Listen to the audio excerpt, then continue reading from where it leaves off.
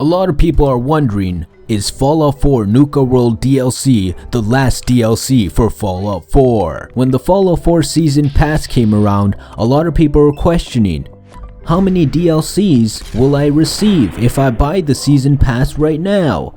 And what happened was Bethesda headquarters, they said themselves, alright, there's gonna be around 5, 6, well basically there's gonna be around as many DLCs as we made for Skyrim, which was 5, around there. And people were like, alright, we'll buy the season pass, because there's gonna be 5 DLCs, so we'll buy it for 30 bucks, why the hell not? And so far we have received 6 DLCs from Bethesda headquarters, including Automatron, Contraptions Workshop, Far Harbor, Wasteland Workshop.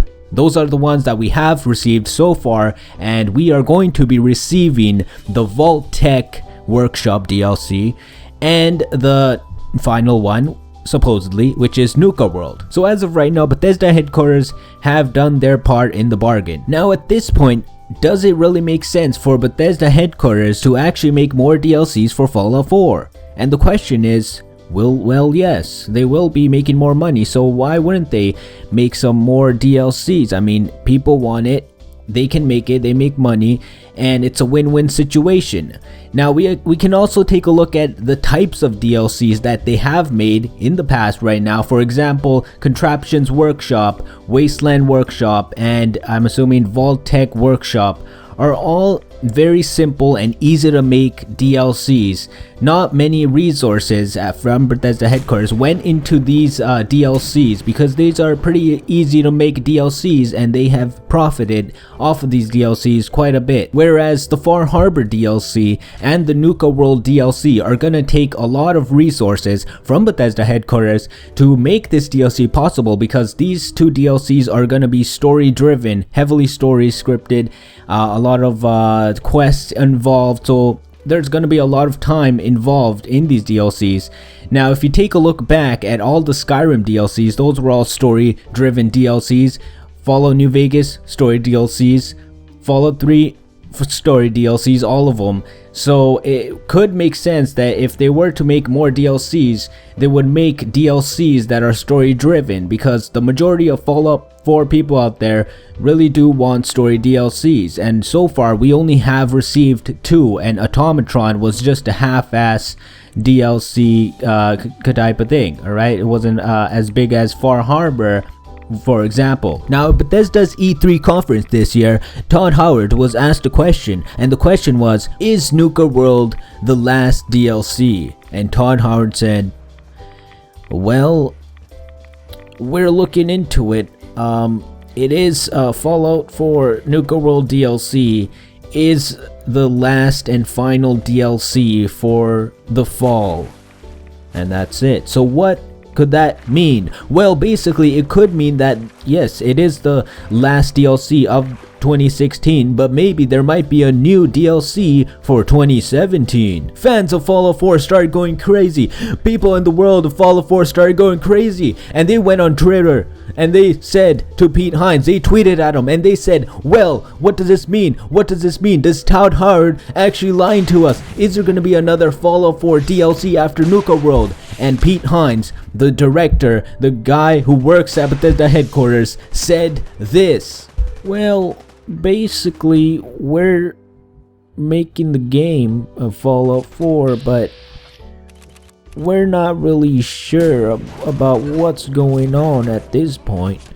Right now, we're just doing stuff, and I really just don't want to answer the question. This caused fans of the Fallout 4 community to go in uproar because Fallout 4 needed another DLC, and Pete Hines never really answered the question, and so many people still kept questioning him. Will there be another DLC after Fallout for Nuka World DLC? Will there be another one? And people started asking him questions, and he said this. Well, basically, we're just playing the game right now, but we can't really say anything right now, but there's nothing confirmed at this point, but I just really don't want to answer the question. Now I want to talk about something that is probably really important. This is speculation. Now when the season pass came out at the start, it was only $30 and that was a good deal. And they then increased the price after about 2 weeks or so to $60. $60 for the season pass. And get all of the DLCs, for $60. I mean, I bought my season pass for $30, so I got lucky, and a lot of other people did as well. And then they increased the price. And why did they do this? Well, for money, obviously. They want more money, I guess. But maybe also the fact that originally they probably planned 5-6 DLCs for the game, and they then realized, maybe we should make more DLCs. Why the hell not? We'll make some building DLCs. Those are really easy to make, and we can make a bunch of those. And then we'll make some more DLCs, make some story DLCs, profit off that. Why the hell not? We should probably increase the price for it. So that's what they did. Something to think about, you know. Maybe it's true, maybe it's not. It's just speculation. Do whatever the fuck you want. Now there was an interview after with Pete Hines himself, and they asked the question again: is Fallout 4 Nuka World DLC the last and final DLC for Fallout 4? And Pete Hines finally replied with a straight answer. He said this: well, Timmy, basically what happened is this. The Fallout 4 Nuka World DLC will be the last DLC. It's the final one. But you know what? We can never be too sure. I never want to say never, like never, but you can never tell, because the last time with Skyrim, for example, we made a bunch of DLCs that we had planned, but then we made some more. So I don't want to say never, I don't want to say ever. Now from this speculation, we can conclude that maybe this is the last DLC for Fallout 4. Nuka World potentially could be the last DLC for the game. But you know what? It could also mean that it isn't the last DLC for the game. And what will shift this over? What will it take for Bethesda to actually make another DLC for Fallout 4 Nuka World after the game? Now basically what it's gonna take for Bethesda headquarters to make another DLC after Nuka World is this: the sales. That's what really matters. If a lot of people buy the Nuka World DLC, they're gonna think twice before ending Fallout 4 completely, and they might make another DLC. Now if they do make another DLC, what type of DLC is it gonna be, and how many more DLCs are they gonna make? Probably one, maybe, most likely just one more DLC, maybe two, who knows. But if they do make more DLCs, those new DLCs that will happen are going to be story driven DLCs, hands down, no doubt about it. They will be story DLCs, because we only got 2 DLCs that were story driven, and the rest, let me check how many were there. 1, 2, 3 DLCs that were building DLCs, and Automatron was like half and half. And only Far Harbor and Nuka World are story-driven DLCs. So it would make sense for them to make a DLC that's story-driven. And what type of DLC would it be? Potentially aliens. That's right, guys.